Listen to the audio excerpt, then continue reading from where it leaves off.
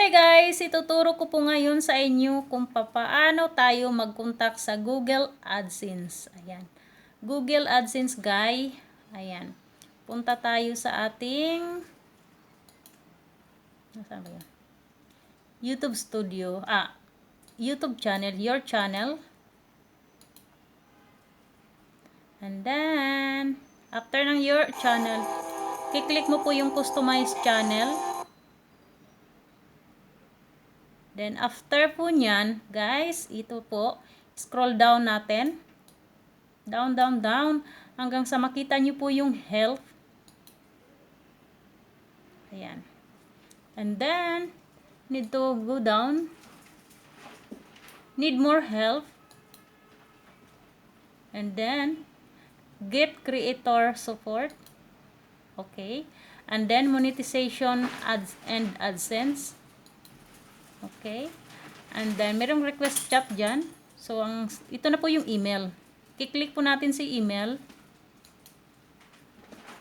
Ayan, automatically yung email natin mag-a-appear dyan. So, type lang natin yung personal information natin. First name, surname, tapos yung channel URL natin. Punta tayo sa home natin at i-copy paste natin sila dito. Then after that, yan, ano na natin, sa baba naman dito, ano yung issue mo, ano yung problema mo na i-email mo sa kanila, isusulat mo dyan. Then, mayroon siyang is your issue about specific video? Tanungin mo, sagutin mo, yes or no. Then, for me is no. Kasi hindi naman issue sa video. And then, pwede po natin para mabilis po ang describe, ano po natin guys, i-screenshot. So, mag-choose po tayo dito ng files. Maglalagay po tayo dyan. And then, highlight. Okay na yan. Yan. Dito. Isa-submit lang natin. Ganun lang po siya kabilis guys. Sobrang dali lang. Ayan, sana makatulong ito sa mga kagaya kong mga small YouTuber at namumblema din kung paano mag-contact sa Google AdSense.